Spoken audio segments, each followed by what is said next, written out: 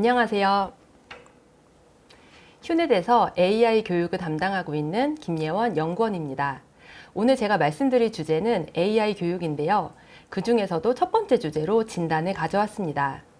AI 교육을 기획하실 때 사실 제일 먼저 부딪히는 게 우리 직원들 지금 어느 수준이지? 이실 겁니다.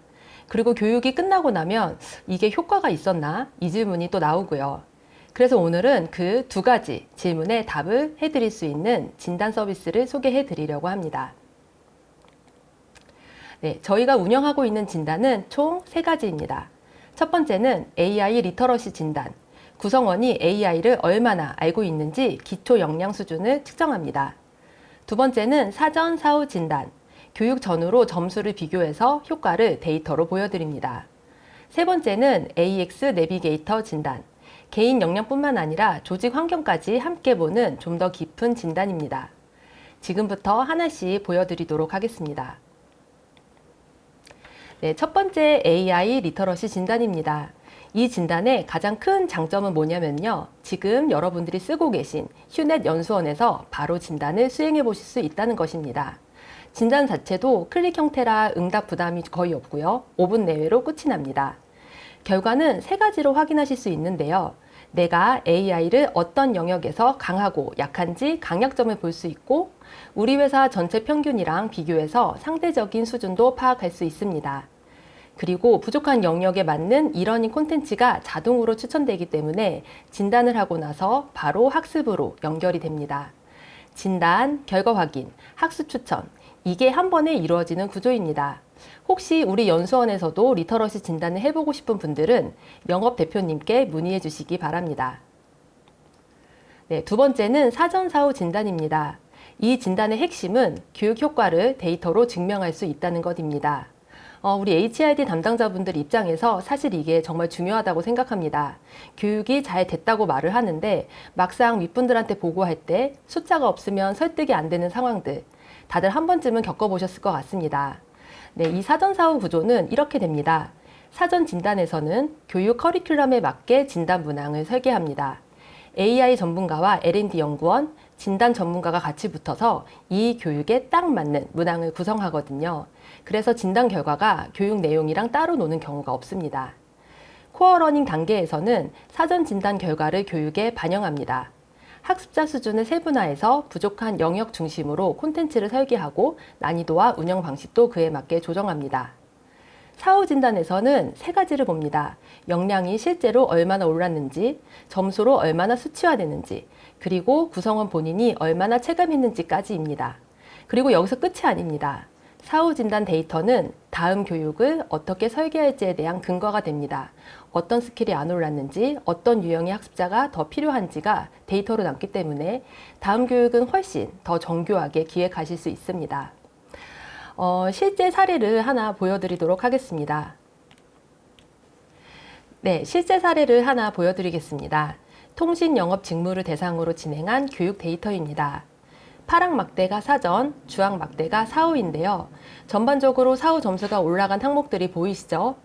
근데 여기서 진짜 중요한 게 뭐냐면 빨강 동그라미로 표시된 항목들입니다. 향상도가 낮거나 심지어 마이너스가 나온 스킬들도 있거든요. 교육을 받았는데도 점수가 안 올랐다는 건 그 영역은 단순히 콘텐츠를 들려주는 것만으로는 안 된다는 신호입니다. 이걸 데이터로 볼 수 있어야 다음 교육 설계가 달라지거든요. 이번엔 이 부분을 다르게 접근해야겠다는 근거가 생기는 겁니다. 이걸 스킬 유형별로 분석하면 화면과 같은 결과가 도출됩니다. 지식형, 실행형 스킬은 교육 효과가 꽤 잘 나왔습니다. 반면에 전략형, 기획형 스킬은 향상도가 낮거나 오히려 떨어진 경우도 있고요. 왜 그럴까요? 전략형과 기획형 역량은 복합적인 사고가 필요하고 실전에서 직접 써봐야 몸에 붙거든요. 그냥 강의를 듣는다고 해서 올라가는 역량이 아닌 겁니다. 그래서 이 데이터를 보고 나서 후속 교육 제안이 달라졌습니다. 실제 상황의 시뮬레이션, 피드백 중심 설계로 방향을 바꾼 거죠. 사전 사후 진단이 단순히 점수 비교로 끝나는 것이 아니라 다음 교육을 어떻게 설계할지 연결되는 이유가 바로 여기에 있습니다. 네, 3번째 AX 내비게이터 진단입니다. 이건 조금 더 자세히 말씀드리겠습니다. 앞서 보여드린 두 진단이 개인 역량 중심이었다면 AX 내비게이터는 개인 역량과 조직 환경을 같이 봅니다. 두 단계로 진행되는데요. 1단계는 개인 진단입니다. AI 기초 지식이랑 보안 윤리 인식, 실제 업무에서 AI를 어떻게 잘 쓰고 있는지를 봅니다. 리터러시와 플루언시 두 축으로 진단이 이루어집니다. 2단계는 조직 진단입니다.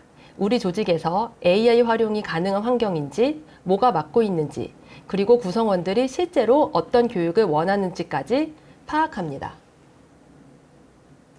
이 두 가지를 같이 보면 좋은 점은요, 역량이 부족한지 환경이 문제인 건지 구분이 됩니다.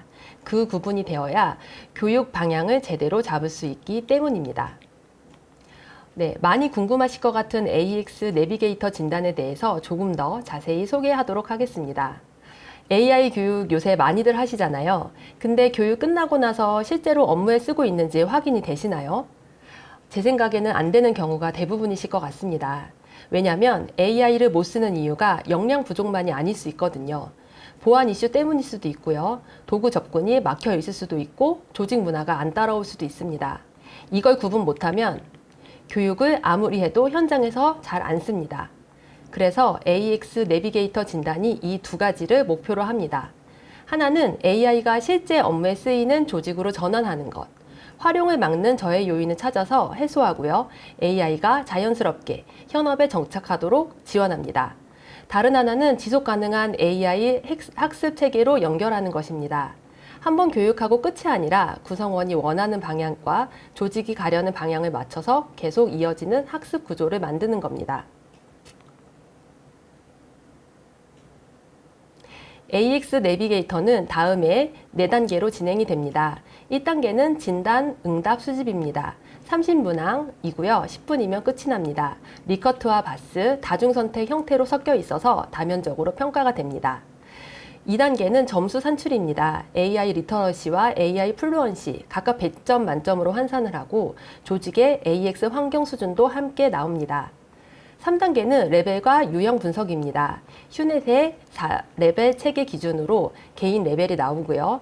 AI 역량과 조직 환경을 조합해서 AX 유형과 방향이 제시됩니다. 4단계가 맞춤형 교육 추천입니다. 진단 결과에 맞는 이러닝 콘텐츠가 자동으로 매칭이 되고 오프라인 교육이 필요한 경우에는 하이브리드 러닝 프로세스도 제안해 드립니다. 진단 체계 구조를 한 번 더 보시면 역량 기준은 3가지입니다.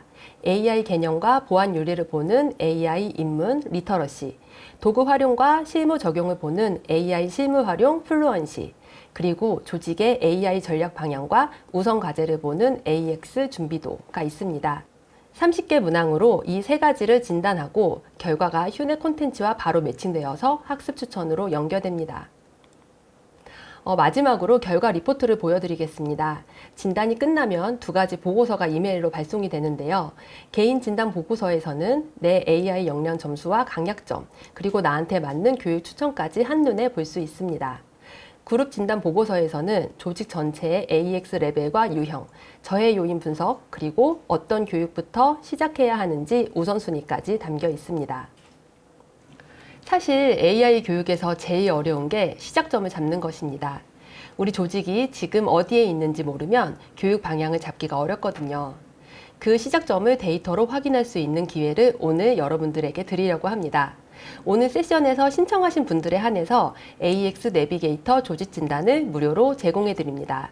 진단 결과를 보시면 우리 조직에 어떤 교육이 먼저 필요한지 훨씬 명확하게 보이실 겁니다. 신청은 화면에 보이시는 QR을 통해 진행해 주셔도 되고요. 댓글창에 있는 링크를 통해 신청해 주셔도 됩니다. 조직 AI 진단을 진행하고 싶으셨던 기업에 많은 신청을 부탁드립니다. 이것으로 진단 소개를 마치겠습니다. 바로 이어서 이종원 회계사님을 모시고 직무에서의 AI 교육 사례를 알아보도록 하겠습니다.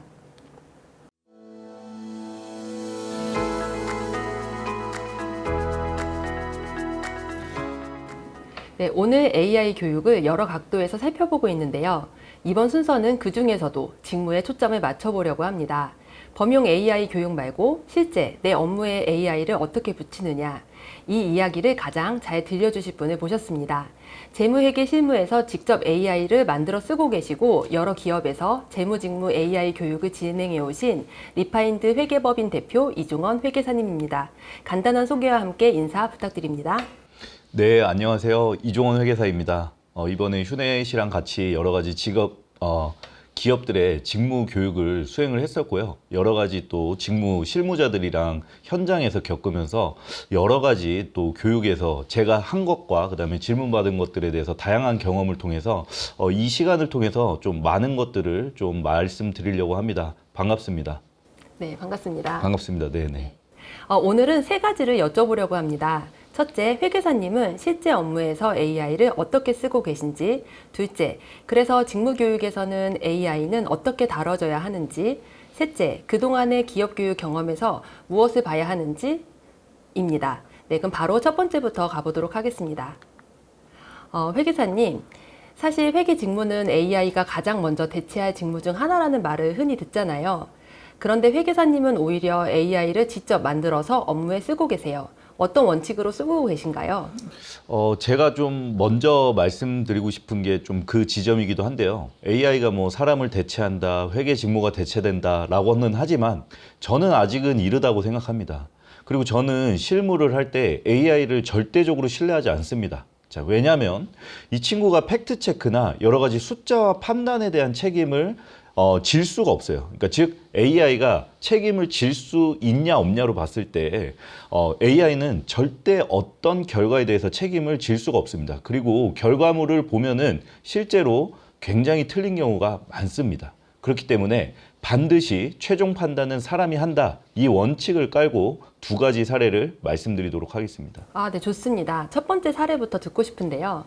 자, 첫 번째 사례는 제가 회계기준서 검토봇이라고 하는 프로젝트 봇을 만들었는데요. 저희 기업 회계기준과 그리고 일반 기업 회계기준, KIFRS 그리고 실무 쟁점들을 AI한테 학습시켜둔 봇이에요. 그래서 특정 거래를 어떻게 회계 처리해야 하는지 또 관련 기준서는 어떤 문단을 근거로 그렇게 판단했는지를 1차적으로 검토 의견을 내줍니다. 자, 이 같은 작업을 예전 같으면 기준서를 제가 한참 뒤져야 했을 리서치 시간이 들어갔는데요. 이제는 그런 시간들이 확 줄어들게 됩니다. 그러면 그 보시 내준 의견을 그대로 쓰고 계세요? 아니요, 절대 그러면 안 됩니다. 저도 직원들한테도 항상 강조하는 부분인데요. 거기서 그냥 복붙하고 끝내면은 보시 근거로 든 조문이 잘못되어 있을 수도 있기 때문에 제가 반드시 다시 펼쳐서 직접 확인합니다. 자, 최종 판단을 누가 하냐, 봇을 전적으로 믿냐, 이거는 더 이상 논의할 문제가 아닙니다. 반드시 사람이 최종적으로 확인을 하셔야 됩니다. 자, 봇은 어디를 봐야 하는지를 빠르게 짚어줄 뿐이고 맞는지 틀린지는 결국 사람이 최종 검증하는 거죠. 그렇군요. 회계사님, 두 번째 사례도 이어서 말씀해 주세요. 예, 두 번째는 좀 더 이제 자동화된 건데요. 다트 API라는 거를 활용해서 재무 분석을 하는 겁니다. 자, 사실 다트 API, 스크래핑 이런 것들이 코딩을 언어를 모르는 사람들이 그동안은 접근을 못했어요. 사실 기존에 쓸 수 있었던 건데 상당한 공부를 필요로 했고 일반인들이 접근하기에는 상당히 어려웠습니다. 자, 근데 AI가 이 코딩을 못하는 사람들도 코딩을 자유롭게 하게끔 만들어줬거든요. 그래서 이 기업 고유 번호만 다트에 넣으면은 공시 데이터를 자동으로 끌고 와서 재무제표를 파싱하고 수익성, 안정성 여러 가지 지표를 산출하기도 하고요. 내가 원하는 지표를 만들어서 한 번에 나오도록 파이썬이나 이런 코딩을 통해서 구축해서 운영할 수도 있고 제가 운영해서 그렇게 쓰고도 있고요. 그거를 직접 교육으로 말해드리기도 합니다. 말로만 들으니까 잘 그려지지 않습니다. 혹시 직접 보여주실 수 있으실까요? 예, 지금 시간이 많이 없으니까 짧게만 한번 보여드리도록 하겠습니다. 네, 그래서 제가 실제 기업들의 수익성, 안정성 여러 가지 지표를 가지고 온다고 말해드렸잖아요. 자, 그래서 제가 이거를 AI를 통해서 구글의 앱스크립트라는 서비스에 코딩을 하고 얘를 다트 API를 통해서 구글 스프레드로 연결시켜서 제가 원하는 기업의 여러 가지 수치를 볼 수 있는 거를 직접 쓰고 있는 겁니다. 그래서 다트 API 키는 그렇게 보안이 중요하진 않아서 그냥 보여드릴게요. 자, 그래서 수익성 지표, 안전성 지표, 성장성, 활동성 지표들을 가지고 옵니다. 어떤 회사들? 제가 SK그룹 강의를 했었는데 이런 회사들의 이제 고유 번호를 통해서 가지고 옵니다. 그래서 실행을 누르면 이제 연결된 구글 스프레드시트에 SK 디스커버리라는 회사죠. 네, 방금 데이터가 들어왔죠. 방금 제가 데이터를 다트 API라는 것을 통해서 한 번에 다 가지고 온 겁니다. 자, 이런 게 분석을 하려면은 예전에 이렇게 한 회사를 가지고 오는데도 데이터가 상당히 오래 걸렸을 텐데 지금 보시면은 여러 가지 회사들에 대한 상당히 많은 건수의 데이터들을 이렇게 한 번에 코딩을 통해서 가지고 오는 거를 볼 수가 있어요. 자, 여러분들이 이거를 업무에 활용하기까지 얼마나 시간이 많이 들었습니까? 그래서 저는 굉장히 이 AI를 통해서 재무직군에 있는 분들의 생산성이 정말 크게 많이 향상될 것이라고 생각을 합니다. 와, 고유 번호 하나로 이 많은 데이터들이 이렇게 한 번에 나오네요. 네, 맞습니다. 이렇게 저희가 예전에는 손으로 했던 수작업들을 이렇게 자동으로 끌어올 수 있다는 것만으로 해도 사실 엄청나게 저희 손이 많이 줄어드는데요. 자, 그런데 그 숫자를 해석하고 판단하는 영역으로 가면은 AI는 정말 그럴듯한 근거를 잘 만들어내요. 이거를 반대로 얘기하면요, 거짓말을 정말 잘합니다. 자, 그래서 결론은 반드시 사람이 검증해야 됩니다. 왜냐? 이 친구가 읽다 보면은 정말 말도 안 되는 소리를 진짜 그럴싸하게 합니다. 자, 물론 AI는 사람이 쓰기에 따라서 달라지는 거지만 반드시 이렇게 초안과 데이터 수집은 AI가 하되 최종적으로 결제하고 검토하는 사람은 반드시 사람이 되어야 한다는 겁니다. 그럴듯한 근거를 만들어낸다는 말씀이 굉장히 좀 무겁게 들리는 것 같습니다. 이 부분이 사실 다음 이야기로 자연스럽게 이어질 것 같습니다. 회계사님은 본인 업무에 AI를 직접 붙여 쓰고 계시고 또 여러 기업에서 직무 교육도 해오셨잖아요. 그 경험에서 보면 직무 AI 교육이 자주 빠지는 함정이 있을까요? 크게 저는 두 가지를 자주 보는데요. 이 함정이라는 게 툴 사용법만 가르치고 끝나는 거죠. 자, 뭐 프롬프트를 이렇게 쓰고 버튼을 눌러라. 프로젝트는 이런 거다. 자, 여기까지만 하면은 정말 책에 여러분들 그 대학교 때 수업 들어보셨겠지만 그냥 개론 수업입니다. 이거를 내가 그러면은 실무적으로 어떻게 쓰지? 내 업무에 어떻게 활용하지? 이거를 모른 채 교육이 끝나면요, 그냥 전부 다 직장인, 그 교육자 분들은 이거를 듣고 나서도 수강생 분들은 그냥 머리에서 휘발되고 끝나는 거예요. 자, 이 직무 맥락이 빠진 AI 교육은 효과 자체가 거의 없다고 봐도 무방합니다. 교육을 받았는데 막상 자리에 돌아오면 안 쓰게 되는 거군요. 그렇죠. 그냥 교육 받았다, 이걸로 끝나는 거죠. 자, 그래서 이게 두 번째 함정하고 연결되는데요. 실무자는 내 업무에, 내 작업에 이렇게 쓴다. 이 구체적인 시나리오가 있어야지 비로소 움직이거든요. 자, 재무회계 직군분들은 정말 실용적이고 실무적인 교육 아니면 받아들여지지 않아요. 자, 추상적으로 AI가 업무가 이렇게 도와줍니다가 아니라 아까 제가 보여드린 것처럼 기준서 봇, 다트 API 자동화처럼 내일에 바로 붙여 쓸 수 있는 사례가 있어야 돼요. 그리고 이거를 현장에서 직접 해보셔야 됩니다. 자기 손으로 해본 것과 안 해본 거는 정말 하늘과 땅 차이입니다. 자, 그래야 나도 저거 내일 이거 직접 해봐야겠다가 되거든요. 듣고 보니까 결국 교육 설계가 툴 중심이냐 혹은 직무 중심이냐의 차이인 것 같습니다. 그 외에도 직무 교육에서 꼭 함께 가르쳐야 되는 부분이 있을까요? 이거는 진짜 제가 또 다시 한번 강조하고 싶은 부분인데요. 자, 많은 기업들이 놓치고 있는 게 AI가 만능이 아니라는 겁니다. 자, AI는 언제든 틀릴 수 있고요. 검증 책임은 반드시 사람한테 있습니다. 이 전제를 반드시 함께 가르쳐야 됩니다. 자, 특히 우리처럼 재무회계처럼 숫자와 판단이 책임으로 직결되는 직무에서는요, 이걸 빼고 AI를 잘 쓰면 편하다, 모든 게 완벽해진다, 효율성이 올라간다라고 가르치면 이 교육 자체 때문에 오히려 직무의 리스크가 늘어날 수도 있습니다. 자, 잘못된 결과를 그대로 믿고 이거를 검토 없이 결제해버릴 수 있으니까요. 네, 편의만 가르치는 AI 교육이 직무 영역에서는 오히려 리스크가 될 수 있다는 말씀인 것 같습니다. 방금 말씀이 실제 교육 현장에서 어떻게 구현됐는지가 궁금합니다. 그동안 어떤 직무 AI 교육을 해오셨어요? 제가 몇 군데 좀 말씀을 드리면은, 신세계 남산, 즉 신세계 재무그룹 분들한테 제가 강의를, 재무회계 직무 AI 교육을 4세션 40명 규모로 진행을 했고요. 또 SK그룹에서 마이써니 AI를 활용한 재무 건전성 분석 실무라는 3일 21시간 과정으로 진행을 했습니다. 또 원익 IPS 홀딩스 관련된 재무직무에서는 또 웍스라는 또 특화된 AI 교육을 진행을 했는데요. 또 이에 또 말씀드리자면은 좀 회계사, 세무사 같은 저와 같은 전문직 분들을 대상으로도 AI 교육을 운영하고 있습니다. 여러 기업을 거치시면서 공통적으로 느끼신 시사점이 있으실 것 같습니다. 제가 느낀 시사점은요, 같은 AI 교육이라도 그 직무 특성에 맞춰 사례와 실습을 유기적으로 짜야지 그 강의에 대한 반응이 완전히 달라진다는 예를 들어서 이 신세계 남산에서는 실제 재무제표 그리고 여러 가지 데이터들을 직접 본인이 재직하고 있는 회사의 데이터를 가지고 와서 학습자를 스스로 하여금 직접 결과물을 만들어 보게 했어요. 자, 그냥 제가 하는 걸 보고 듣는 게 아니라 본인 손으로 직접 작업물을 만드는 거죠. 그렇게 해서 과제물까지 제출하게 하고 제가 그 과제에 대한 채점 그리고 피드백까지 드렸더니 그분들의 몰입도는 진짜 생각 이상으로 많이 올라갔습니다. 화면에 보이는 이 설계가 그 신세계 남산 과정이군요. 그러면은 실제 진행했던 결과물도 함께 보여주실 수 있으실까요? 실습 결과물 한번 보여드리도록 하겠습니다. 자, 지금 화면에 보시는 게 제가 실제로 강의를 했었고 그 강의를 들은 수강생분들이 실제 실습을 통해서 조별 프로젝트로 만들었던 재무 분석 보고서입니다. 자, 경쟁사와 본인이 재직하고 있는 회사에 어떤 적으로 재무적으로 이슈가 있고 그걸 어떻게 해결해 나갈지 C레벨을 위한 보고서를 만들어라 라는 과제를 드렸고요.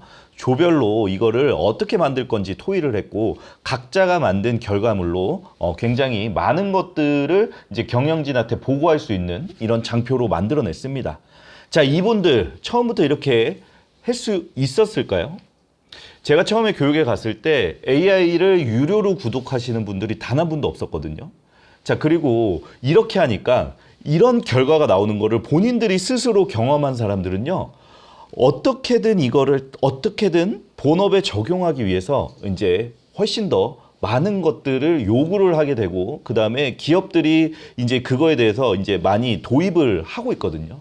이제 더 이상 보안이 이슈가 아니라 이거를 사용하지 못해서 뒤처진다는 인식들이 더 많아지는 것 같습니다.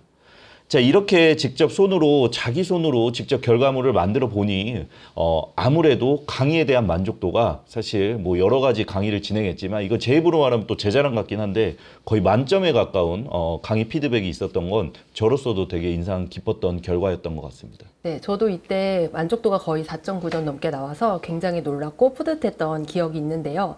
근데 회계사님, 기업마다 IT 환경이 다 다를 텐데 그건 어떻게 맞추고 계세요? 자, 바로 그것 또한 직무교육의 핵심이죠. 제가 항상 말씀드렸죠. 사례와 이론이 결합돼야 된다. 자, 우리 회사에서 못 쓰는 AI 모델을 가르치기보다는 자, 원익홀딩스는 사내 방침상 AI를 도구를 이미 정했어요. 그래서 그 정해진 도구로만 교육을 진행을 했었어야 됐습니다. 자, 그래서 제가 그 커리큘럼 전체를 그 AI 환경에 맞춰서 다 다시 설계를 했습니다. 자, 고객사의 보안 정책 그리고 허용된 툴 이런 환경에 맞춰서 커리큘럼을 다시 짜는 거. 자, 이게 직무 AI 교육에서 가장 중요한 작업이기도 하고요. 자, 범용 교육은 한번 만들면 끝이지만 이 직무 교육은요. 제가 직접 그 회사에 맞는 환경에 맞춰서 커스터마이징을 해서 계속 맞춰 나가 드리고 있습니다. 네, 이렇게 매번 맞추는 커스터마이징 덕분에 굉장히 높은 만족도가 나왔던 것 같습니다. 끝으로 회계사님, 이런 교육을 준비하는 우리 HID 담당자분들이 미리 챙기면 좋을 점들이 있을까요? 이거는 제가 이제 실무적으로 항상 말씀드리는 건데 뭐 휴넷에서도 잘 하고 계시지만 이 강의의 참석자, 학습자별로 실무 수준에 대한 편차 그리고 이 AI를 실습해서 잘 따라올 수 있는 실력의 편차가 굉장히 큽니다. 그래서 사전에 제가 지리지를 주고 받아보고 파악해서 그 강의의 난이도를 조정하는 설계가 굉장히 중요했어요. 자, 이걸 안 하면은 누구한테는 이 강의가 너무 쉽고 누구한테는 너무 어려운 교육이 돼버리기 때문입니다. 정리하자면 직무에 맞춘 사례와 실습, 그리고 고객사 환경에 맞춘 재설계, 그리고 마지막으로 학습자 수준 파악, 이 세 가지가 직무 AI 교육에서 꼭 봐야 할 점이라는 말씀인 것 같습니다. 자, 네, 그리고 거기에 아까 말씀드린 것처럼 제가 검증 책임은 사람에게 있다. 거의 귀에 지금 딱지가 않도록 제가 말씀드리고 있죠. 이 전제를 가르치지 않으면요. 교육자분들이 AI를 만능으로 생각하는 경향이 많기 때문에 제가 일부러 틀리는 것도 보여드려요. 그리고 팩트 체크하게끔 만듭니다. 자, 이 전제 안에서 이 직무 AI 교육의 큰 틀이 저는 가장 세워져야 되고 필요하다고 봅니다. 오늘 회계사님 말씀을 한 줄로 모으면 AI는 초안 작성자로 쓰고 최종 결제자로 두지 않는다. 그리고 그 원칙이 직무 교육 설계까지 그대로 이어진다. 이렇게 정리되는 것 같습니다. 실무에서 직접 만들어 쓰시는 분의 이야기라 그런지 훨씬 묵직하게 와닿았습니다. 회계사님 바쁜데 시간 내주셔서 감사합니다. 네, 감사합니다.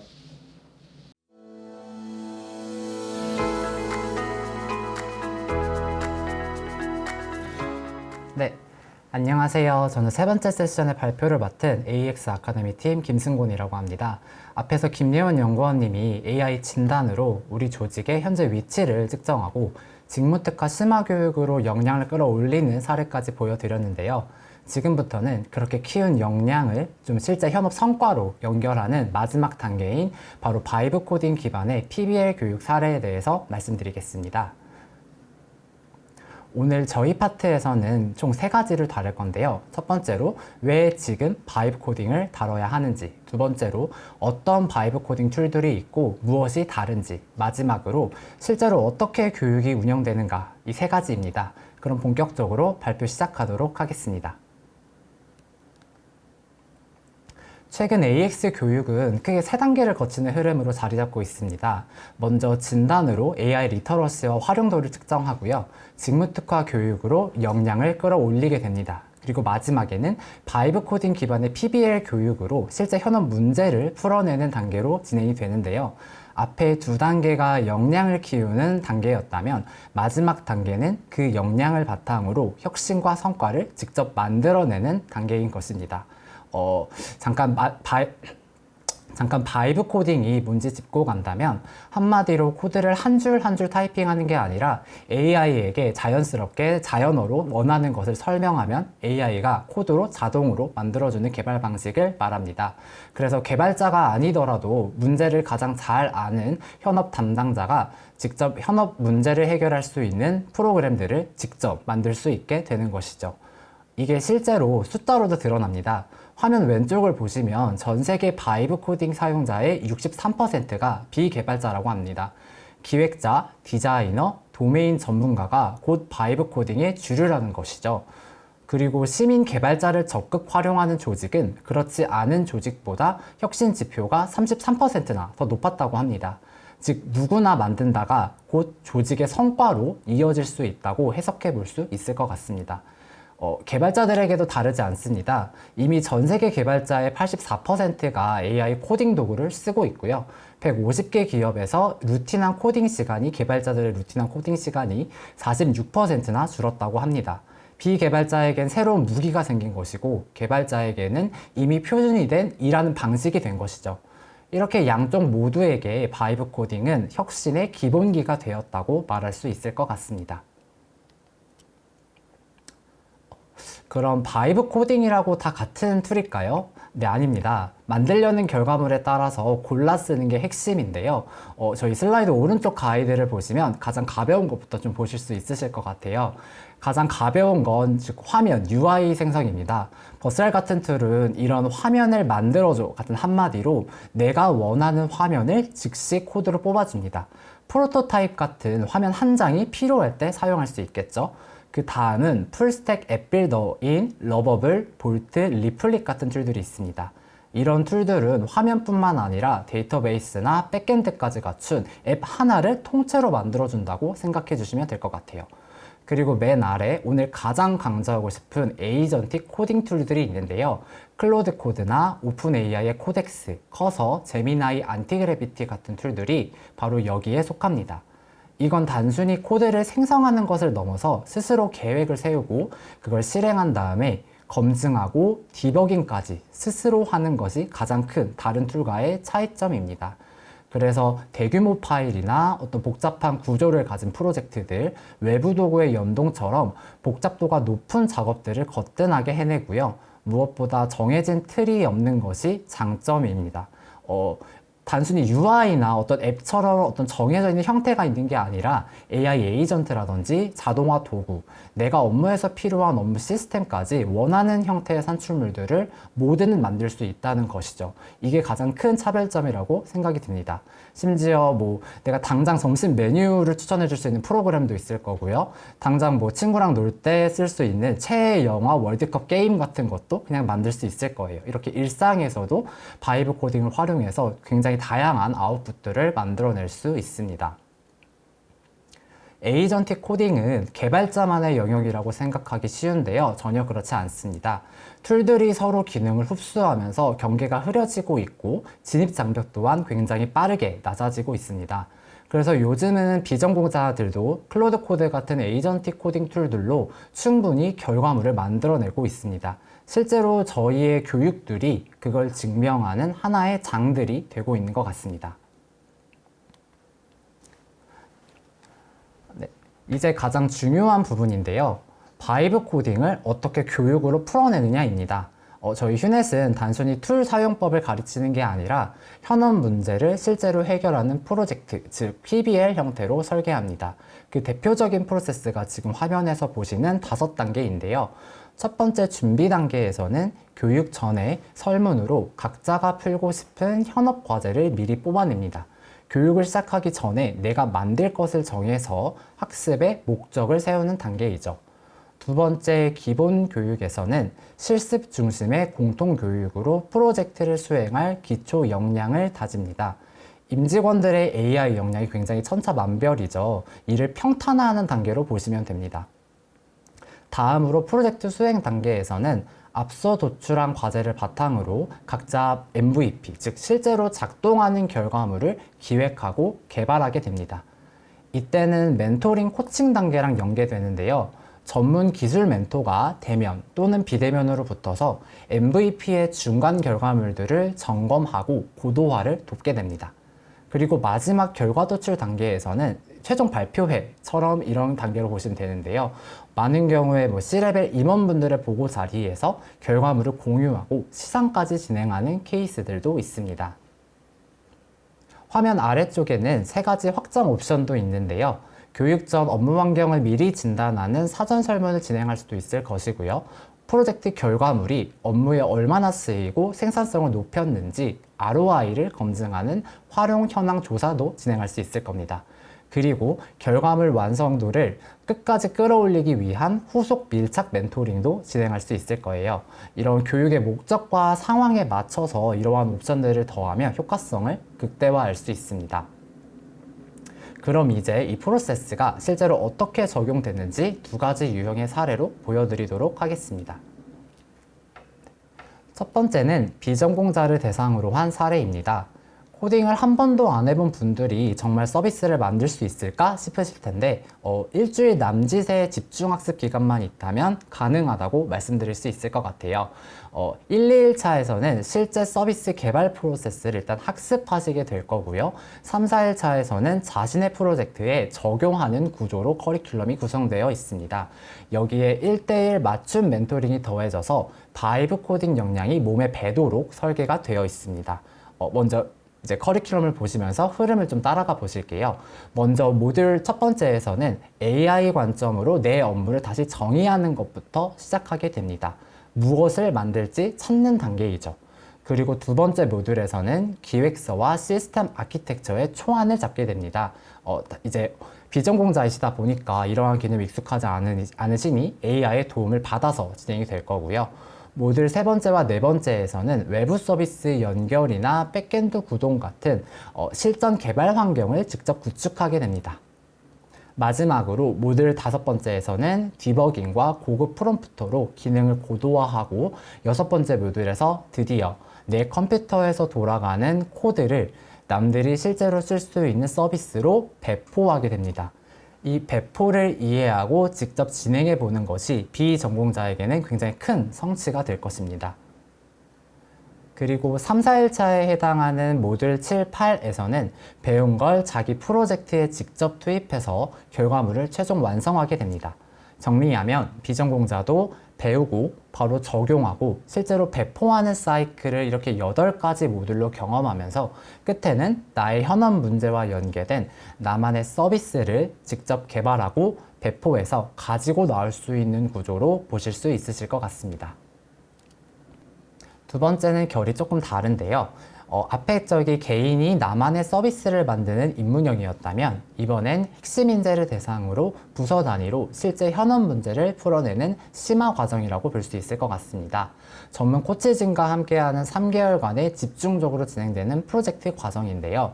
그래서 좀 더 온 오프라인의 다양한 모듈들이 결합되어서 장기간의 학습 여정을 이루게 됩니다. 먼저 프리스텝에서는 4주간의 이러닝으로 AX 마인드셋을 다지게 되고요. 첫 번째 스텝에서는 4주간의 오프라인 공통교육으로 바이브 코딩과 에이전트 개발을 위한 기본기를 쌓으시게 됩니다. 그리고 핵심인 두세 번째 스텝에서는 8주 동안 실제 현업 프로젝트를 도출해서 AI 에이전트 POC, 즉 작동하는 에이전트 프로그램까지 개발하게 됩니다. 이 8주를 어떻게 끌고 가느냐가 굉장히 중요할 텐데요. 매주 그룹별 코칭이 붙고요. 격주로는 전체 피드백 세션이 진행되게 됩니다. 총 4개의 프로젝트 그룹이 매주 코치와 호흡하면서 결과물을 점검하고 고도화하다가 마지막 12주차에 최종 산출물이 완성되는 구조입니다. 혼자 만들고 끝나는 게 아니라 전담 코치가 3개월 내내 밀착해서 현업에 실제로 쓸 수 있는 수준까지 결과물을 끌어올린다는 것이 이 유형의 강점입니다. 이렇게 두 가지 사례를 보면 휴넷의 PBL은 비전공자 입문 단계부터 부서 단위의 현업 과제 해결까지 대상과 목적에 맞게 유연하게 설계될 수 있다는 것을 아실 수 있으실 것 같습니다. 마지막으로 지금까지 보신 이 모든 PBL 교육을 실제로 어떻게 운영하는지 말씀드리고 싶습니다. 온라인 사전학습, 오프라인 워크샵, 매주의 코칭, 그리고 사후 성과 관리까지 이걸 온라인 LMS 따로, 오프라인 강의 출석 따로, 공지 메일까지 이렇게 따로 운영하려면 사실 교육 담당자 입장에서는 일이 정말 그야말로 두세 배가 되실 것 같습니다. 그래서 휴넷은 이 전 과정을 하나의 플랫폼, 러닝메이커에서 처리하게 되는데요. 화면 가운데를 보시면 과정을 설계하는 학습 기획부터 온라인 교육, 오프라인 교육, 그리고 사후 관리까지 교육의 전 프로세스가 하나의 플랫폼에 들어와 있습니다. 마이크로 러닝, 실시간 화상 같은 온라인 학습은 물론이고요. 현장 QR 축석 같은 오프라인 운영, 만족도 조사와 성과 데이터까지 전부 한 곳에서 관리하실 수 있으십니다. 그래서 담당자가 얻을 수 있는 건 크게 3가지 정도인데요. 먼저 온라인부터 오프라인까지 단일 플랫폼에서 원스톱으로 처리하실 수 있으십니다. 두 번째로 여러 시스템을 오가는 반복 업무가 없어져서 운영이 아무래도 디지털화가 될 수 있을 것 같아요. 마지막으로 시간과 인력 비용이 줄고 쌓인 학습 데이터를 다음 교육 설계에도 활용하실 수 있도록 저희는 이 PBL과 러닝 메이커를 유기적으로 결합하여 운영하게 됩니다. 여기까지 보시면 결국 AX 교육이 하나의 흐름으로 연결되는 걸 보실 수 있습니다. 진단으로 현 위치를 알고 직무 특화 교육으로 역량을 키우고 바이브 코딩 기반의 PBL로 그 역량을 실제 현업 성과로 만들어내는 것입니다. 그리고 그 전 과정을 러닝 메이커가 매끄럽게 받쳐주는 것이죠. 이것이 휴넷이 그리는 엔드투엔드 AX 교육의 전체 그림이라고 말씀드릴 수 있을 것 같습니다. 저희가 더 자세한 프로그램 제안서와 레퍼런스 자료들은 별도로 다운로드 받으실 수 있으시니 참고 부탁드립니다. 지금까지 바이브 코딩 기반 PBL 사례를 말씀드린 김승곤이었습니다. 감사합니다.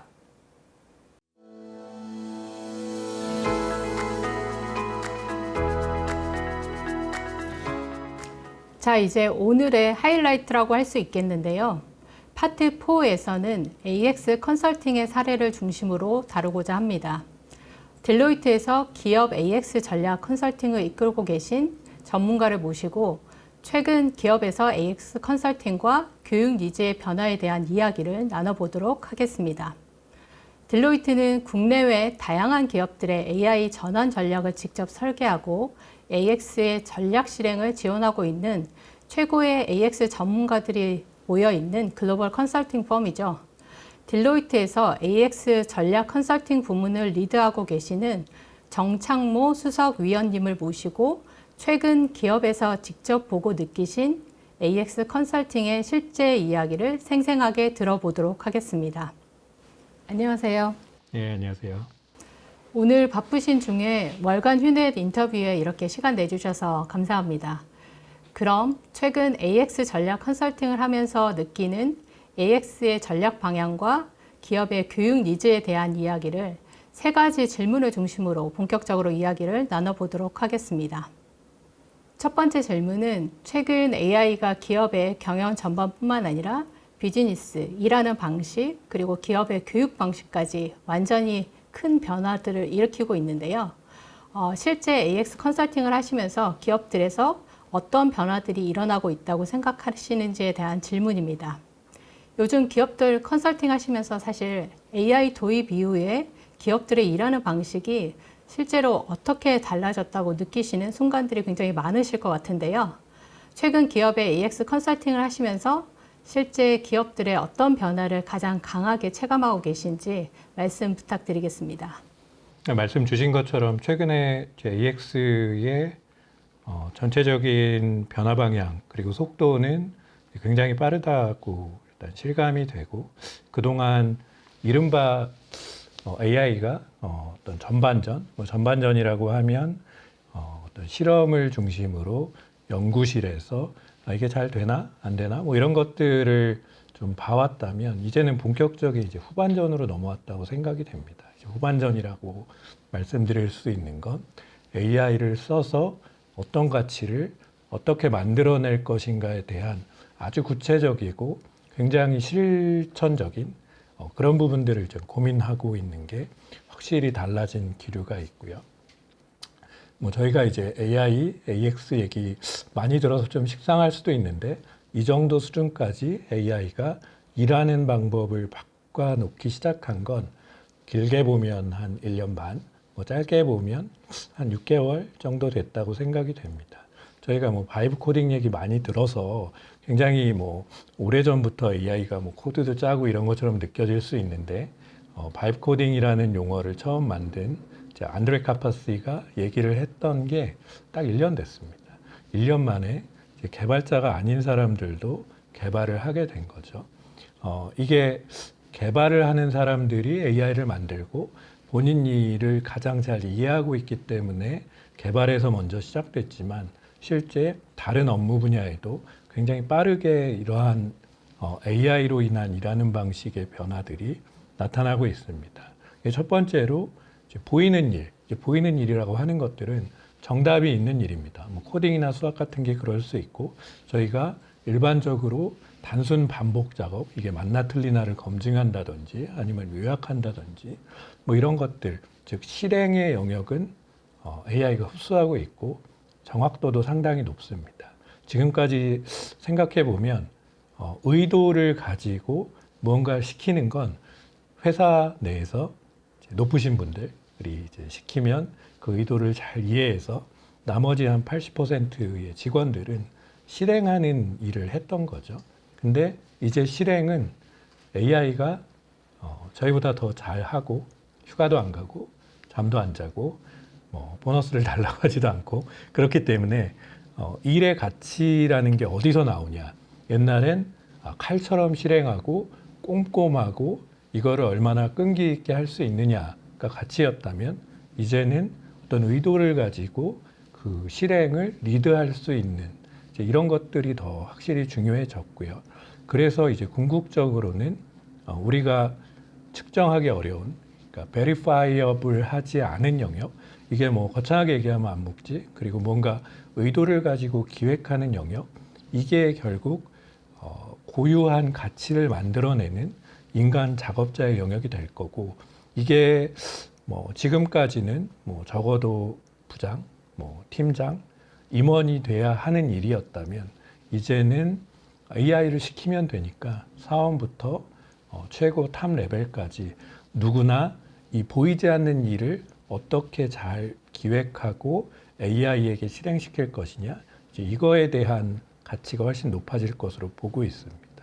이런 변화들이 있다 보니까 예전에는 뭐 우스갯소리로 이제 이제 짬에서 나오는 바이브라고 얘기하는 많은 경험들을 가지고 연차가 쌓였을 때 할 수 있는 일들, 이제 그걸 되게 높이 샀죠. 그래서 전체적으로 이제 경력을 선호하게 된 거고, 하지만 이제는 단순히 쌓이는 연차는 큰 의미가 없습니다. 그래서 AI를 쓴다는 건 저희가 0점부터 100점짜리의 직원이 있다고 생각하면 80에서 85점짜리의 직원은 바로 AI로 대체할 수 있는 거죠. 나머지 한 20에서 15% 정도의 탑 랭커들을 AI가 언제 대체할 것이냐? 이건 좀 시간이 걸릴 것 같습니다. 그래서 AI는 이렇게 전체적인 조직의 역량을 상향 평준화하는 효과는 있습니다. 그래서 이 전체적인 상향 평준화에 있어서 그것보다 더 품질이 높은, 그리고 결과가 충분히 반영할 수 있는 그런 AI를 활용할 수 있는 역량, 이런 것들을 증명할 수 있는 게 상당히 중요하고요. 그리고 이런 증명이라는 건 AI를 테크니컬하게 잘 쓰는 것뿐만 아니라, 여기서 이제 인지부채라는 얘기를 했는데, 결국은 잘 생각할 수 있는 깊은 생각, 사고, 뭐 이런 역량이 더 중요해지는 것 같습니다. 그래서 AI를 쓰기 시작하면 최근에 여러 가지 연구 결과도 있지만 어쨌든 생각을 외주화하는 거다 보니까 사람이 점점 생각 안 하고 싶어지고요. 오래된 심리학에서 나온 얘기지만 사람은 인지적 구두쇠 이런 얘기를 하는데, 생각을 하는 데 있어서 뇌에서 열량을 너무 많이 쓰기 때문에 가급적이면 복잡한 생각은 안 하고 싶어 하는 거죠. 복잡한 생각을 하면 당 떨어지는 느낌이 드는 거고, 그래서 그럼에도 불구하고 생각의 근육을 어떻게 강화할 것이냐, 이런 것들은 AI를 잘 쓰는 역량과 밸런스를 맞춰가면서 최고의 인재에게 이제 필요한 역량으로 요구받을 것이고요.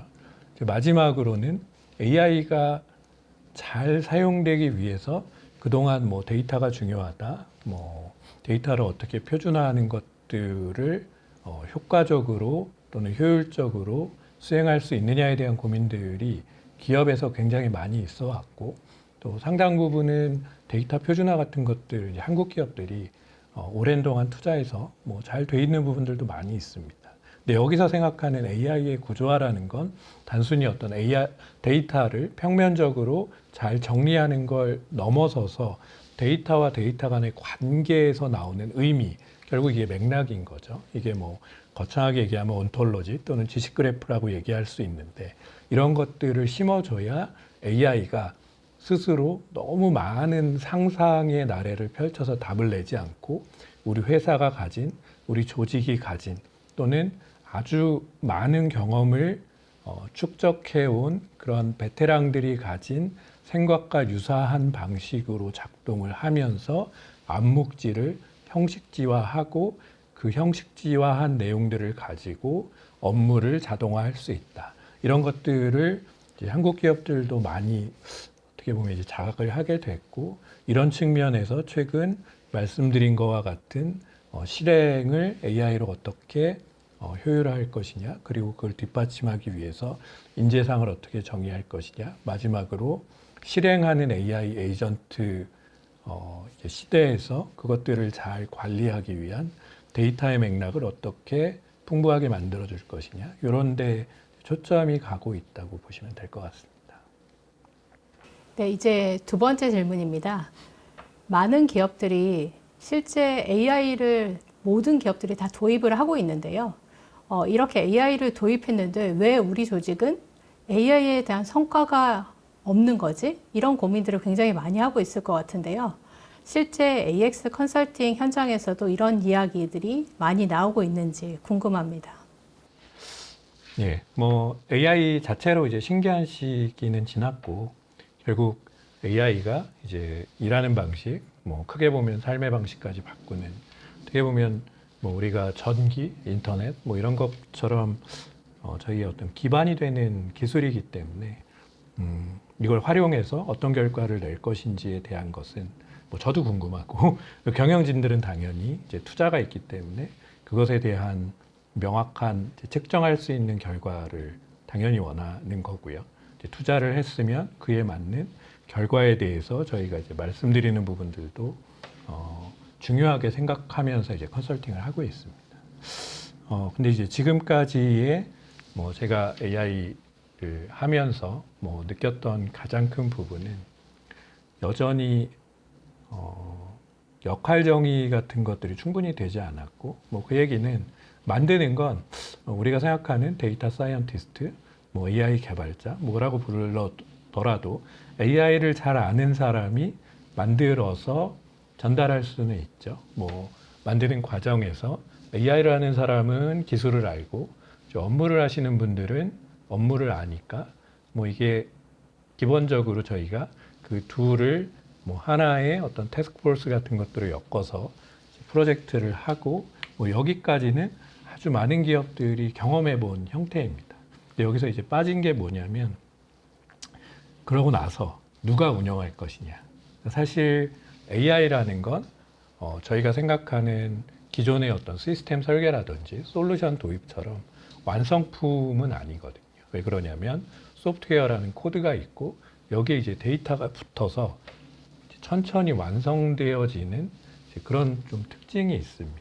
그럼 결국 이제 운영을 하면서 운영을 안정적으로 하는 부분, 그리고 운영에서 나오는 피드백을 가지고 고도화하는 부분들이 이제 추가적인 내용이 아니라 굉장히 어떻게 보면 개발보다 더 핵심적인 내용이 돼야 되는데 지금까지는 이런 거에 대한 고민은 뭐 상대적으로 그렇게 막 빛이 나는 내용이 아니다 보니까 좀 간과한 부분들이 있습니다. 근데 AI를 도입하면서 아주 많이 실패 또는 효과에 대한 챌린지를 받아본 기업들은 이걸 운영하는 게 무엇보다 중요하구나라는 것들을 이제 깨닫기 시작을 했고요. 그래서 여기서 운영이라는 것들은 단순히 어떤 뭐 장애에 대응하고 이런 것들이라기보단 AI는 계속 발전하는 하나의 기술이다 보니 이거를 어떤 표준으로 어떻게 관리할 것이고 어떻게 확대 전개할 것인가에 대한 큰 이미지, 어떤 심상을 가지고 이 업무들을 추진하는 뭐 그런 걸로 이제 생각하실 수 있습니다.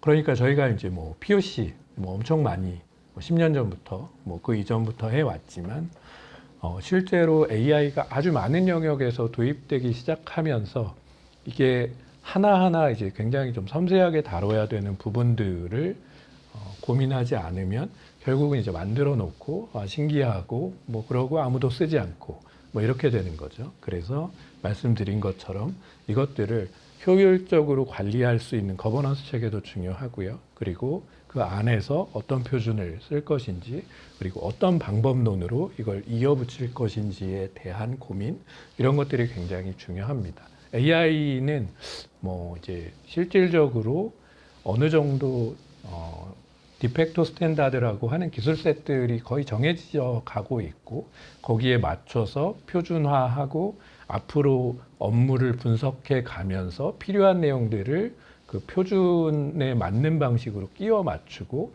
이걸 사용하는 뭐 그런 방식이 가장 효과적인 접근이라고 생각을 하고요. 그러기 위해서는 여기서 네 가지로 저희가 이제 포인트 했던 기술 변화를 수용할 수 있는 구조, 그리고 아주 많은 에이전트들이 돌아간다고 생각했을 때 이거를 어떻게 관리할 것인지에 대한 규모의 확장에 대한 고민, 그리고 언제나 이제 TCO가 중요하기 때문에 표준화 기반으로 했을 경우 어떤 건 전사 공통의 에셋으로 가지고 어떤 것들은 개별적으로 빨리빨리 도입할 것인가에 대한 이런 비용에 대한 어떤 개념들도 굉장히 중요하고요. 마지막으로는 항상 이제 좀 걱정하는 부분이긴 하지만 AI가 리스크가 없다고 생각하면 또 뭐 그건 너무 과장이기 때문에 리스크에 대한 대응, 누가 어떻게 책임질 거고 문제가 생겼을 때 컨틴전시는 어떻게 가져올 것인가 이런 부분들 특히 뭐 데이터가 굉장히 민감하거나 뭐 금융과 같이 개인 정보를 많이 다루는 부분들 이런 거에 대한 거버넌스를 뭐 지금까지는 솔직히 뭐 정부나 규제기관에서 강제하기 때문에 마지못해 하는 경우가 사실 많이 있었는데 이게 AI 에이전트가 수백 개, 수천 개 늘어나는 지금 이런 단계에서는 무엇보다 이런 거버넌스, 표준 설정에 대한 고민이 필요하다고 생각됩니다. 네, 이제 세 번째 마지막 질문인데요.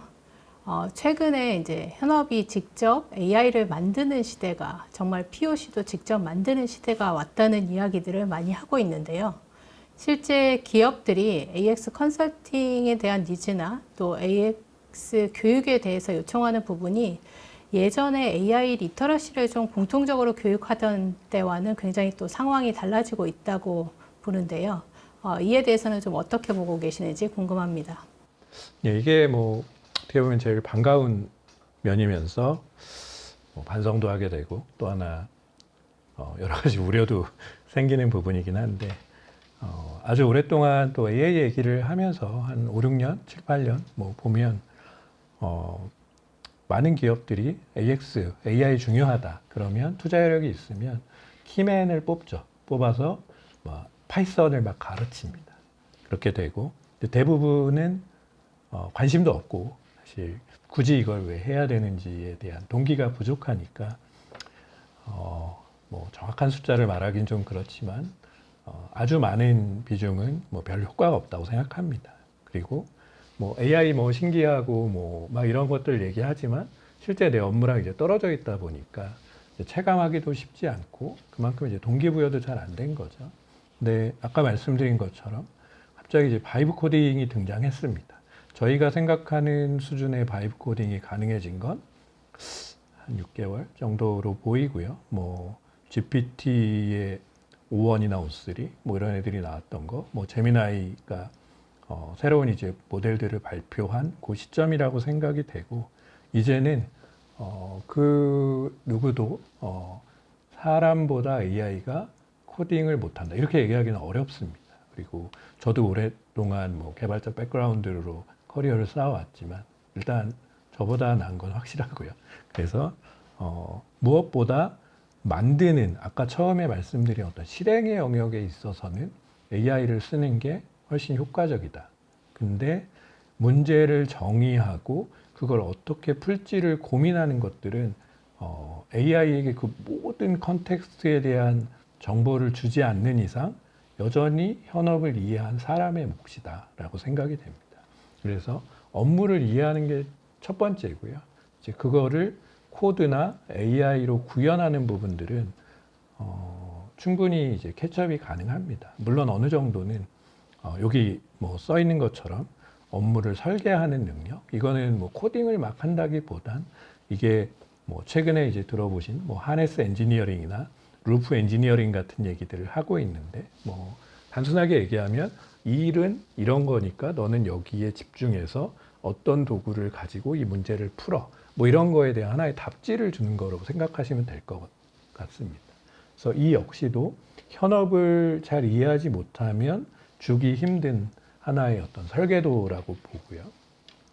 결국 현업이 이렇게 코드를 직접 구현하기 시작하면서 AX 교육의 효과는 급증했다고 생각이 됩니다. 그래서 예전에는 그냥 보여주기식이었다면 지금은 진짜로 한 1, 2주 정도 바이브 코딩 교육을 받으시면 실제 내가 원하는 것들을 풀 수 있는 수준의 어떤 어플리케이션을 만드는 게 가능해진 게 가장 큰 차이점으로 생각이 됩니다. 그래서 이제 모든 사람이 유사한 영역에 굉장히 뻔한 AI 교육들을 받는 시대는 확실히 일단 지나간 것 같고요.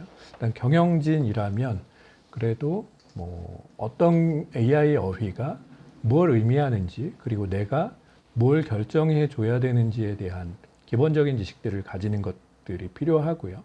그리고 무엇보다 업무를 잘 이해하고 계실 테니까 이게 우리 회사 내에서 AI를 도입했을 때 정답을 줄 수 있고 검증 가능한 문제인지 그게 아니라 그냥 이제 추천 정도 아니면 AI가 풀기에는 아직 사람의 안목지가 많은 영역인지 뭐 이런 것들을 고민해 주시고 의사결정을 해 주시는 게 역할이라고 생각이 되고요.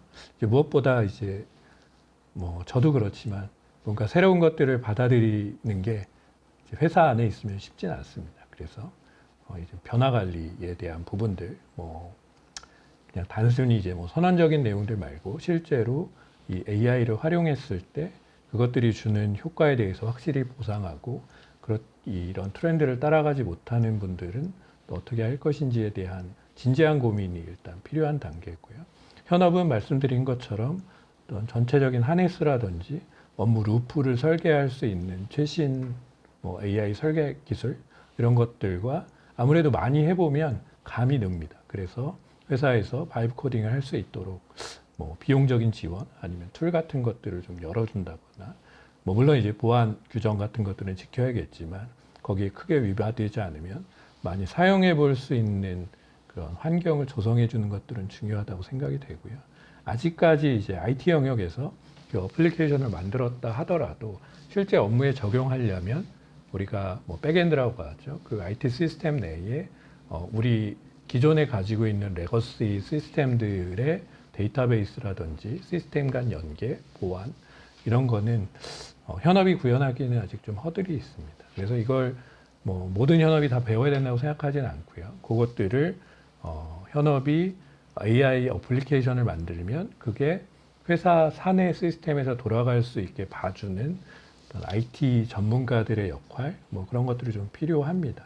근데 제가 프로젝트를 하다 보면 이제 IT에 또 오래 계셨던 분들은 굉장히 좀 보수적인 뭐 당연히 그럴 수밖에 없죠. 장애라든지 이런 것들을 막는 게 뭐 굉장히 중요한 KPI니까. 그래서 AI를 도입하는 거에 대해서 좀 수동적인 부분들도 있는데 조직에서 이런 걸 좀 적극적으로 도입할 수 있는 유인 같은 것들을 제공하는 것도 중요하고 그렇게 하기 위해서는 앞서서 강조드린 것처럼 거버넌스가 잘 돼 있어서 이건 누가 결정하고 이건 누가 책임질 거고 이거는 어디까지 허용해줘도 된다라는 좀 구분 같은 것들을 좀 명확하게 해야 되는 시점이라고 생각이 됩니다.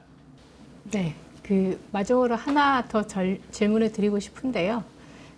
저희가 오늘 AX를 통해서 성과로 연결되는 기업의 AX 교육들을 좀 설계하는 기업의 많은 교육 담당자들의 고민들이 있는데요. 실제 성과로 좀 연결되는 AX 교육을 설계한다고 하면 가장 중요하게 좀 고려해줘야 되는 요소나 원칙이 있다고 하면 어떤 것들을 조금 꼽아 주실 수 있을지. 네. 네, 이게 뭐 교육도 그렇고 실제로 AX를 예전에는 이제 교육을 하고 그거를 뭐 적용하고 이게 분리돼 있다면 지금은 아까 말씀드린 것처럼 의도만 있으면 실행은 굉장히 빠른 속도로 할 수 있기 때문에 교육하면서 실제 구현물을 만드는 어떻게 보면 약간 OJT 같은 느낌이 충분히 가능해졌고요.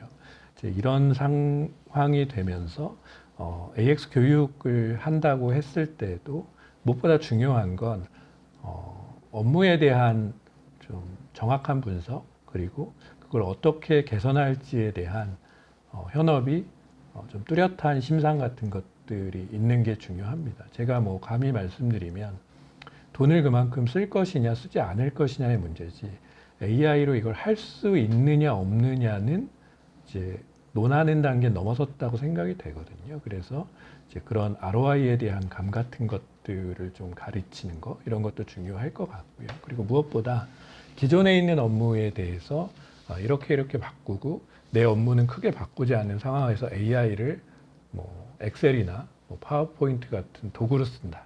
이러면 효과가 크지 않을 것 같고 AI를 기본으로 두고 내 업무를 완전히 재설계하고 아니면 AI가 스스로 일할 수 있게 하고 사람은 완전히 배제되는 이렇게 약간 제로 베이스에서 좀 사고할 수 있게 해보는 부분들이 중요할 것 같습니다. 제가 생각하는 그런 포인트는 이제 AI는 막 빨리 일을 하는데 사람이 병목이 될 수 있거든요. 근데 이걸 그대로 두고 AI를 뭐 이렇게 저렇게 해보는 것들이 어떻게 보면은 뭐 기존의 틀을 벗어나지 못하는 그런 부분들이 있을 수 있기 때문에 아주 어떻게 보면 상자 밖에서 AI를 디폴트로 두고 그거를 어떻게 내 일을 바꿀 것인지를 고민해보는 이런 좀 파격적인 접근도 필요하다고 생각이 됩니다. 오늘 딜로이트 컨설팅의 정창모 수석위원님과 기업 교육 현장의 생생한 변화와 인사이트를 나눠보았습니다. 오늘 인터뷰에서 좋은 인사이트를 많이 공유해 주셔서 진심으로 감사드립니다. 감사합니다. 그럼 이것으로 6월 월간 휴넷을 마무리하겠습니다. 오늘 월간 휴넷 라이브에 함께 해주신 모든 분들께 감사드립니다. 오늘 이야기가 여러분의 조직에서 성과를 내는 AX 교육을 설계하는데 작은 실마리와 마중물이 될 수 있기를 바라겠습니다.